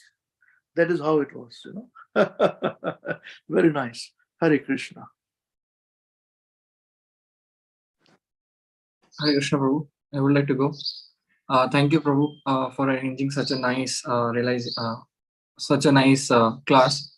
And Mataji is very, very bold, as he said, in putting out her views. And as he said, the mood of Hare Krishna WECAN is that we are tigers, we are lions, not some sheep, right? So I think that's there. Apart from that, a lot of my points were already covered by Sheetal Prabhu. So, but if you allow, I may go over them again, right? So, okay, thank you, Prabhu. So, one point that Sheetal Prabhu mentioned was about the books. Obviously, it's very evident, and we've discussed about it a lot. So, I'll not go into much detail, but we all know. And Sheetal Prabhu then sang this very nice साक्षात् हरित्वेन समस्त शास्त्रैः उक्तस्तथा भाव्यते इव सद्भिः किन्तु प्रभोर्या प्रिय इव तस्य वंदे गुरु Shri चरणारविन्दम. So that's very nice. Apart from that, Prabhu, one realization I had was Krishna always finds a way to humble you if you're receptive for it. Ye yathamam prapadyante, right? So Krishna always finds, but you need to be receptive for it. If you have your own ego up that, okay, no, I'll find a way out of something, then you won't be humbled. But Krishna always finds a way to humble you, be it in any respect. So, and the example, obviously, that Govinda Devi Dasi Mataji gave were about Prabhupada coming from Krishna Loka and having to deal with us, who are basically like rats, dogs, not even on the human platform. And I think I remember the first days that I used to come to the class, you so mercifully referred to us as orangutan, gorillas, chimpanzees, because you are not on the human platform, and we are not still. We are trying to progress, right? I always think that this word devotee is such a big word. Devotee means somebody who's satata kirtayanto mam, right? But I don't know, but I don't think about Krishna all the time. So calling devotee is also a very big thing, I think. So, and then I remember how Prabhupada said, no, I'm also aspiring devotee. So I always keep that in mind, that yes, I am not devotee. And it's not some humble thing. Oh, no, sorry, I'm not devotee. It's a real fact. I am not devotee. Devotee means Prahlad Maharaj or Narad Muni or Srila Prabhupada. Sorry, but no. So apart from that, Prabhu, sorry, I just need to refer my notes. Sorry. So yeah, apart from that, there was this point about at the end when Prabhupada was celebrating the birthday and he was happy and everything. And I think Mataji mentioned this point about that. That she asked Prabhupada, what did you wish for? And Prabhupada said, I want to be engaged in Krishna's service. And that hit me. And I was like, isn't he already engaged in Krishna's service? So, and then I was like, oh my God, and then I realized it's never enough. It's never enough what you do for Krishna's service. It's never going to be enough because there is always going to be someone who's better than you at it. Always, even till the topmost level. And the bewildering thing about it is, at the topmost level, people think that they're nothing. So why do we think that we are something? Like it's such a cycle, right? So that is very nice point, Prabhu, that even Prabhupada wants to serve. Then in Hindi say na hamari kya auqat hai, that hum kya kar rahe hain? We are just washing our hands in the behti Ganga. Jo Prabhupada ne Ganga bahai jaise, you know. So we are just washing our hands in there and thinking that we are, oh my God, we are doing something. We are doing nothing. So we should be humble about it. And as I said, Krishna always finds a way to humble you.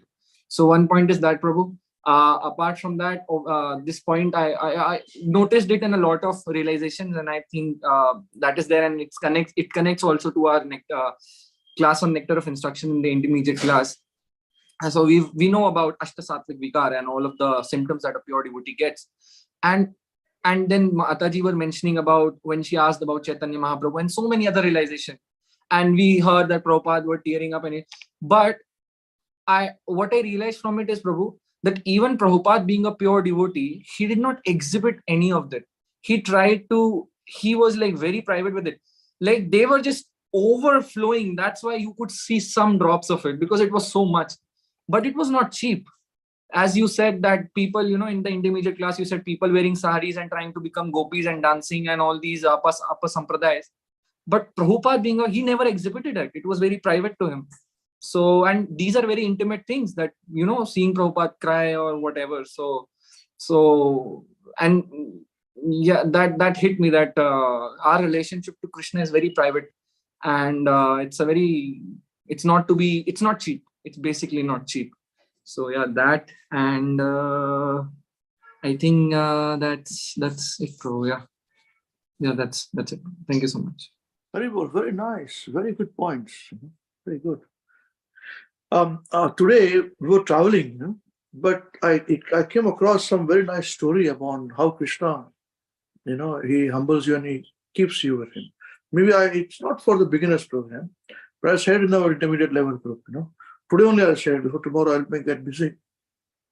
It's about Kazakhstan. You guys will like it very much. You got some more information about how we are in and out. So not get too involved. Yeah, very good. Very good. And we are nobody. We are nobody. Yeah. There's so many devotees, and there's always something to be learned, That's why it cannot be. Prabhupada says, that I want to just be engaged in Krishna service. He's teaching us. There's always something to learn in service of serving Krishna. Wonderful. Thank you, Hare Krishna.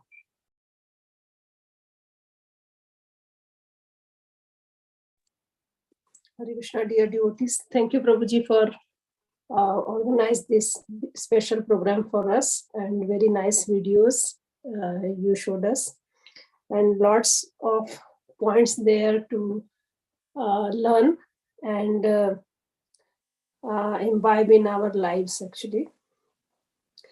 So devotees have already shared very beautiful points, which I also wanted to share, but yeah, it's okay. So one point which I remember Govinda Devi Dasi Mataji shared, that when she first met Srila Prabhupada, and Prabhupada was basically very personally interested in each and every soul. And Prabhupada asked her what she is doing, where is she from, and everything about her. And then she told that Srila Prabhupada, that time he was Swamiji. So she told him that she has basically visited all of the Europe, and she is learning arts, and she has attended different colleges for that as well. But none of that made me happy. And this is such a big statement. And Srila Prabhupada then said, yeah, here it comes. This is the misdirected soul, basically, which has come in the right place. So that's it's all Krishna's arrangement. A sincere soul, he connects to the right spiritual master if he is interested in you. So it's our first, it should be our effort that we are looking for, searching for Krishna, and then Krishna makes arrangement. At the right time, spiritual master, you will find spiritual master and he will guide you.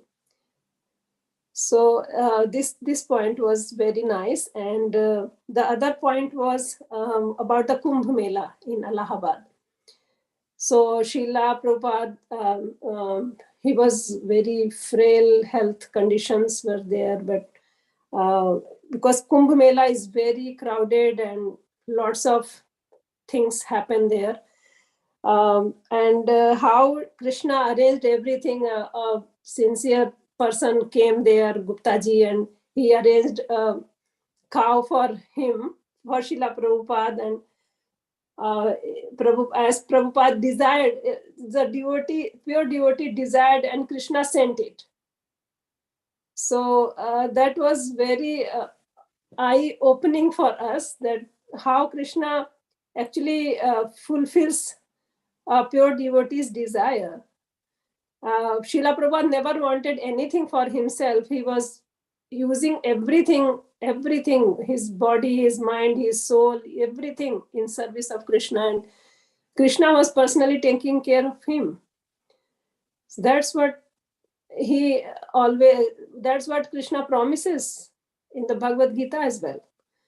So that was one point I liked. And then one point about the children,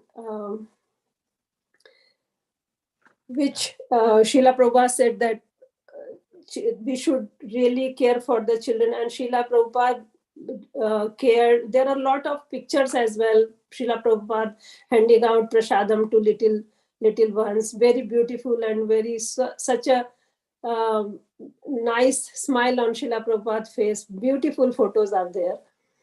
And that's what we have to learn, that these children, especially sent by devotees, as Srila Prabhupada said, these children are sent to us by God, and then we have to take care of them.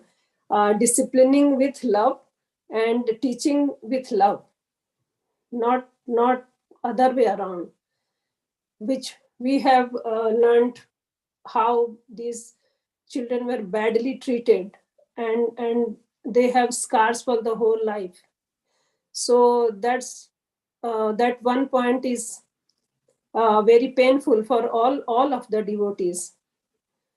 Not even devotees, everyone, whosoever has heard it, it's very shameful, whatever has happened. I remember that the point which I shared, the first one, the personal interest. Our Srila Gurudev was, he was always interested in each and every soul.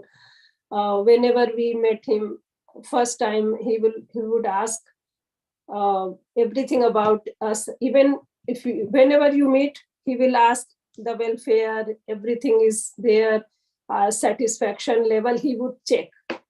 So that personal intimacy between a disciple and guru is very, very important, and it brings you so close to your spiritual master. So all these points which I learned from today's class. Thank you, Prabhuji. Hare Krishna. Hari Bol, Mother. Thank you very much. Yes, absolutely right. All these points are very, very important. Very, very important. It was not in some sky, you know, but very much on ground with devotees. Yeah. You read Prabhupada's books, he's very much on ground talking to you straight, you know.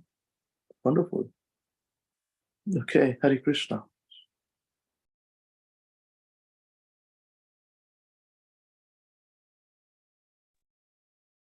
Hare Krishna, Prabhu. Thank you so much for this class too, and all the devotees have given wonderful realization and covered most of the points that I was also have chalked down for myself. But apart from all the good points such as intelligence, instincts, and all those things, the one thing that actually stuck me was using the ability, your inclination towards Krishna consciousness, as Mataji perfectly elaborated it in her realization, that how can we use our own inclinations, our own things that we love to do, our own hobbies, our own inclinations towards the service of Krishna, and how that becomes so nice. As I always see that I enjoy cooking, and thus I always, whenever I cook, I don't feel tired or frustrated. It's such a beautiful activity for me, and whenever I use it for this service, and that is so relishing that even your loved ones are happy. You cook and your parents and all the people around you are happy. You are also happy doing something that motivates you, and everybody gets prasadam. So that's all in all a good thing. So that one thing that I've learned. Apart from, of course, the intelligence, I also when the intelligence point came, I still remember the first time I had a conversation with you. You said that, are you now satisfied? Are you now convinced with the philosophy? So that was, and I still remember I said, yes, Prabhuji, I am convinced with the philosophy, but I was not. I still have a lot of ups and downs in the philosophy. And of course, we have to use our intelligence to a certain level that that we can distinguish between black and white, good and bad. But of course, after certain things, we have to admit to the authority, and that is ultimately it is of our own benefit. I still have this a lot of realization in my life, choosing from my career, choosing from where to go, where not to go, staying back or not staying back. All those things had immense impressions on me, and I still feel that certainly my stay is fructifying, and I'm happy. Yeah. Hare Krishna. Very nice. You're very fortunate. Hare Krishna. You stayed with the family. Very nice. So you're cooking. Everybody, you like cooking. Everyone likes cooking. You're offering to Krishna. It's devotional service. Perfect. Excellent, isn't it? Everybody win-win situation. This is Prabhupada. Before Prabhupada, nobody has given us this situation. You know, nobody has taught us practical aspects of implementing bhakti. This is it. You know, it's straight, it will take you to Krishna. And if Krishna likes the prasad, what you're offering, you know, so Prabhupada, he'll make sure you'll cook all the time. That is best. That is very nice. You know, I always get afraid, you know, that all of you got such nice quality now. Even you have got cooking, others have got some studies and all. So what? I don't have anything, man. I'm just a strict headmaster. Don't do this, don't do that. This is not needed in Krishna Loka. So I cannot go to Krishna Loka. I have no other qualities, you know. I said, I think sometimes I should learn cooking now, you know, and do something practical.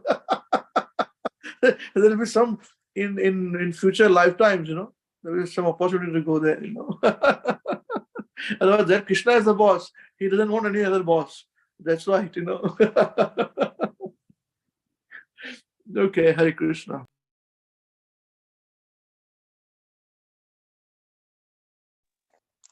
Hare Krishna, dear devotees. Thank you very much, Amrish Prabhu, for sharing nice realization class from the Matajis. Um, and thank you all the devotees for your nice realization. Actually, most of the points are covered. I also wrote down some points about the compassion. Srila Prabhupada, you were telling people to please go and tell about the Krishna and to everyone. And then he has a tears in his eyes when he was saying that one. And Mataji said really nicely that points, and then I was like, how Srila Prabhupada is always enthusiastic to tell about the Krishna to everyone, and then we should take the advantage of it. Even though we didn't get to see Srila Prabhupada personally, but his books are here, his instructions are here. Our Guru Maharaj passed it to us as it is, and then Amish Prabhuji, you are telling us this one in our class as it is, passing the information same as it is, and it's so nice. Thank you, Prabhuji, for that. And we always feel shelter of our Guru Maharaj and Srila Prabhupada. Then there's another point. I realized that when Srila Prabhupada ji said that as soon as you think that you know more than your Guru, you will fall down. And then this is a really good point, that we should be always humble and grateful to our Guru. So we will be carry on our devotional service and we will not fall down. So that's another point I learned from this incident. And then as Mataji mentioned before, that Srila Prabhupada used to always pick up the points from the people which they are expert in it. For example, the art, if somebody is good in that art, Srila Prabhupada used to engage in that service. So yeah, we should always think that what we can do best, that we can use for our devotional service, and serve our Guru and Srila Prabhupada and Radha Giridhari. So this is the point I picked up from today's class. Thank you very much. Hare Krishna. Yes. Hare Bol Mother, very nice. Absolutely correct. We need to use our intelligence properly and feel the presence of one's spiritual master in one's life. Feeling the presence is the initiation. That is the Diksha. When you feel the presence, when you feel blessed, that is it. It's transcendental. What is the point? There's somebody, so many have initiated, but they are not feeling any presence. Their gurus are fallen down, not qualified, but still they are worshipped as pure. This bogusness will not last anywhere. This hypocrisy will not take us back to Godhead. It's not possible. Only our sincerity will take us back to Godhead. And Krishna will guide us at every stage. Very nice. Hare Krishna.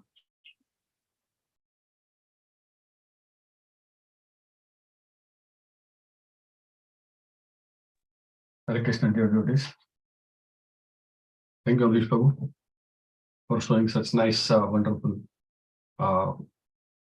realization from Prabhupada disciples who were personal servants of Prabhupada. And watching them again and again is very refreshing, and it connects you to the roots. That and it is always required. It is always required. Otherwise, it's very easy to go up in the air. And listening to these devotees' realization, I have nothing to say actually. I feel that everything has been covered. What I would like to say, that Prabhupada spoke about that young boys and girls were coming, children were coming. He said they are coming from, they were yogis previous life. They are coming from different planets to serve Krishna. And Prabhupada actually found a way to engage them. And we are just trying to follow in whatever little way with our limited capacity. Very insufficient knowledge just by reading his books and seeing. So Prabhupada, the other point I want to talk about is by listening to these realizations and how these devotees are connecting to them, like Suchi Mataji connected to cooking now. So and other devotees also. So that Prabhupada has actually given a lifestyle, has actually given a perfect lifestyle. We call it Hare Krishna lifestyle. And we very fit, we all Hare Krishna WECAN devotees very nicely fit to be not to be sheeps. This is very special. This is very special. And this conversation you always have. I remember one more conversation that we are not Microsoft, we're Apple. Yeah, that discussion didn't came, but it's same line. We are like this. We are different. And because there is a need for somebody who can repeat Prabhupada's messages as they are. And there are a lot of people doing, we can also do it. And the other thing which I always touch my heart is that how perfect our scriptures are and how perfectly Prabhupada has actually quoting these scriptural things.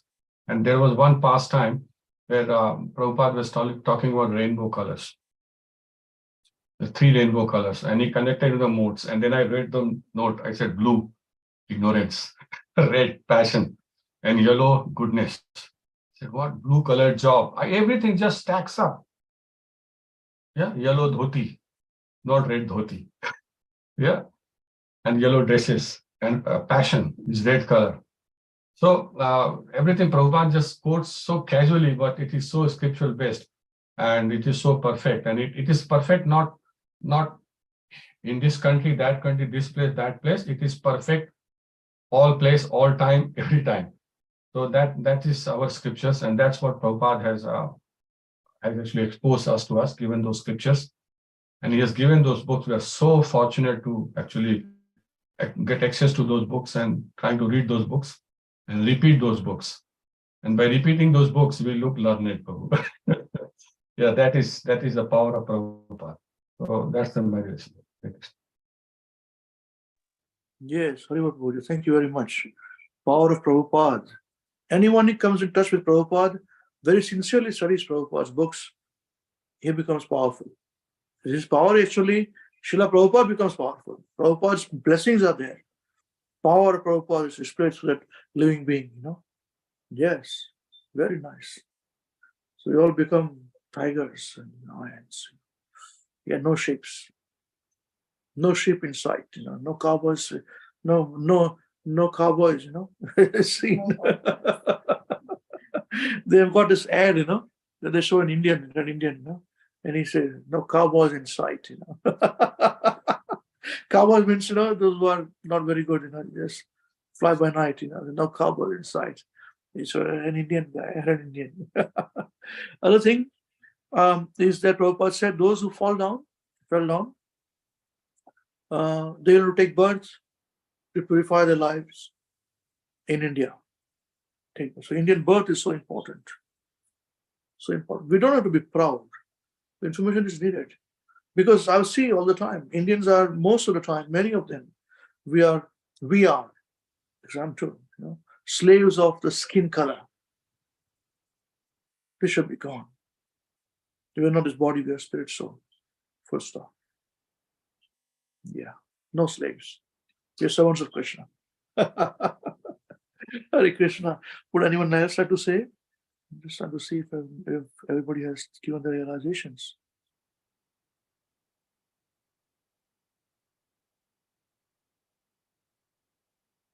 Okay, I think everybody has given. Yes, okay, lovely. So I like to do this, If I can tell you one thing, tell me honestly, if we had seen this realization from Govinda Mataji, we all would have very much appreciated what is going on, right? Okay. Now, but if everyone is sharing their thing, does it remain with you then for a longer period? All the time, each other's? Yeah, it doesn't help you with that. This is what I believe, That's why I said we must have that realization time, on this, for devotees too. From Shyam when he spoke, we laughed and we cried with him, So many like this. So, Yeah, not all are important. So we have to be careful with whom what we do, because some of them can be, yeah. Anyway, that's all right. All glories to them. So our motto is that we are very busy in our service. We don't criticize anybody, but we very intelligently protect our bhakti. Because this bhakti, if it is lost, we've lost everything.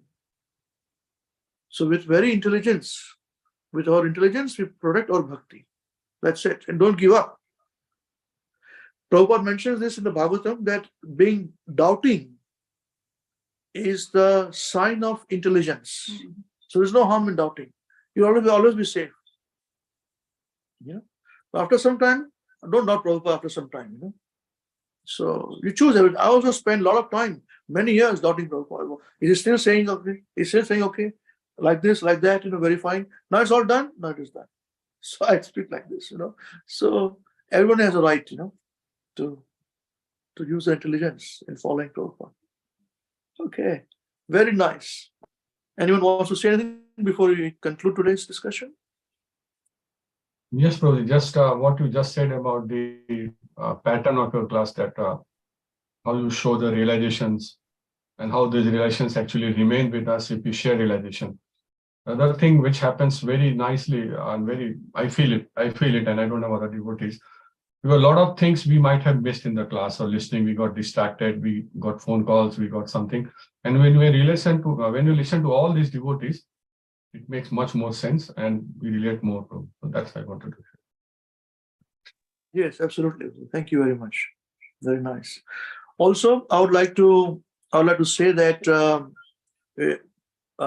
all of you are very fortunate that today Sanjay Prabhu has moved to Australia. He's not to Melbourne, that to Sydney. And I don't think he's gone anywhere. He's moved from New Zealand to that place, you know. But he's very much there. He's still our intermediate tutor. He has his pitching programs, and he's starting Hare Krishna WECAN, Sydney. So there. So when we come to once in a year, all of us, myself, my family, Avinash Krishna Prabhu with his family, Srila Prabhu with his family, Sopan Prabhu. So when we come to India, we'll be coming from Singapore, from Sydney there. So at all there, we'll be addressing his congregation there and come together, or we'll come on, and from there other countries also into India, you know. And saying that, we have got, I think Avinash Prabhu is traveling to India very soon. When is it traveling? Next week or the week after? Are they missing that time? I don't know. Next week, Prabhu. Next week you're traveling. 18th of 6 a.m. via Sydney. Okay. Okay. So you're going to Sydney, and so you're staying in Sydney for some time with your daughter, or just? No. I'm flying straight to, while coming back, I'm staying in Sydney. Okay. Okay. For a while, yeah. Okay. I think is Singapore Airline flight? This is Air India flight. Air India. Yes, I picked and choose India. Air India. Very good. Okay. All right. So please, devotees, take advantage of the situation, and where devotees are coming to you physically. So make time, meet the person, meet the devotees, and learn from them. And this is how I'm sure he will practically implement certain things also. So all of you can be practically engaged, start something very positive, and that way he can measure the progress, you know. So we are all going to come. We all will be coming, and as per your levels there with your tutors, we all can meet together as well. And as I promised, if you remember, in 2020 when COVID was up, I said we are going to do this. We'll have all of us will be coming regularly. So today is a reality. And I can tell you one thing, with us, make a note, whatever we speak becomes a reality. We don't speak just like that. All right, so this is one thing you'll realize this, you know. Tomorrow when you'll preach, you realize that also, but not today. Okay. If you're very sincere, then Srila Gurudev, Srila Prabhupada blesses us, nothing else. It's nothing our pride, you know, we are helpless. Okay. Many things we say but we don't do. Hopefully we do very less that we don't do. We do more that we do, you know, what we speak. We'll keep it that way. All right. And Krishna willing, after that, if everything is all right, then I'll be coming as well, just the next month in May. So I don't know if anybody else will be coming. Srila will be coming. I do not know. Maybe both of us will be coming. And then I think at the end of the year also we are there. So yeah, a lot of things. You got to be very busy. We all are very, very busy. Okay. All right. Wonderful. Anyone wants to say anything else before we finish today?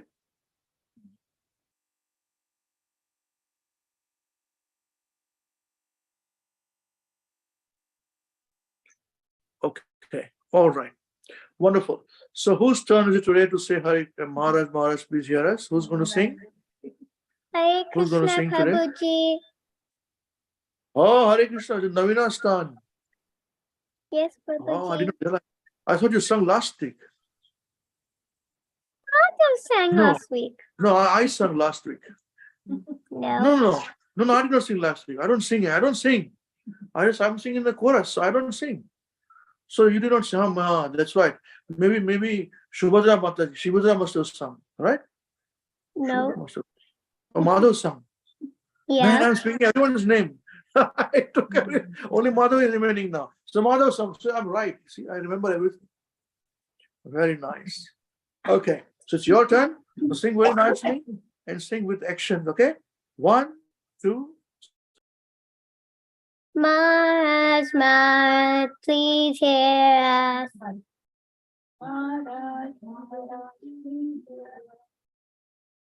We have learned some real good stuff.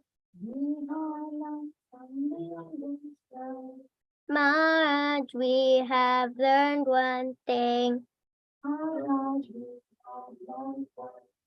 And today for you we will sing. If our room is clean, then our mind is clean. If our mind is clean, we can do anything.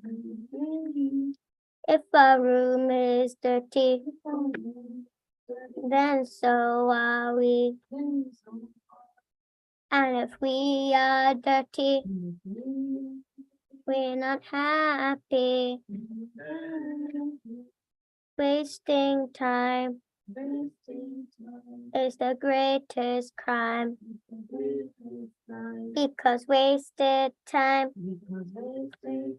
means a wasted mind. So best use your time when you're in your prime. And your whole life will be sublime. If your wealth is gone, then there's nothing wrong. If your health is gone,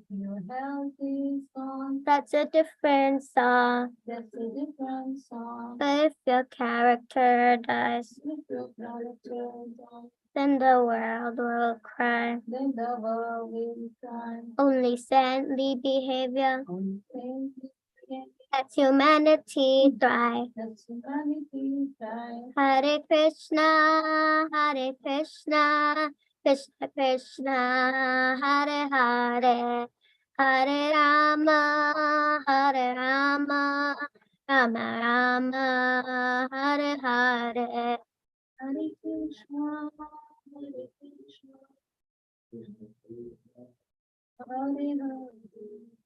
Hare Rama, Rama Rama, Hare Hare. We must always remember Krishna. Always remember Krishna. And never forget him too. And never forget him too. But how are we to practice this with so many things to do? But how are we to practice this with so many things to do? That is the greatest question. That is the greatest question. And here is the greatest clue. And here is the greatest clue. You must learn to work so nicely that Krishna remembers you.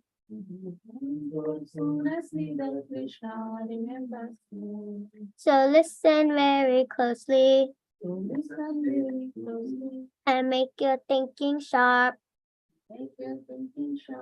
Let's learn how we can live and work so Krishna won't depart.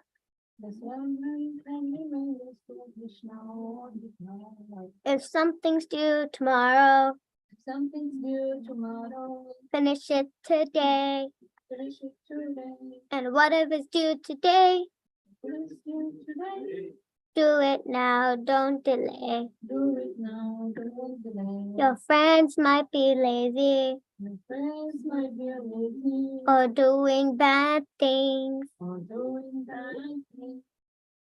But you think again, don't follow them, and you will win the end. Whatever work we're given, we do our very best. We only live with what we need and give Krishna the rest. This is how to live, to work and to play. If you learn to live this way, we'll see Krishna every day.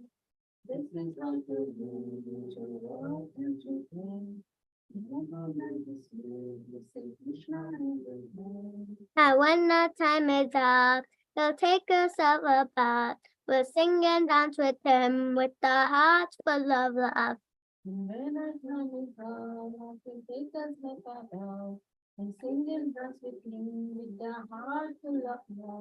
So chant Krishna's names, his glories and his fame. It's the only way this world will ever become sane.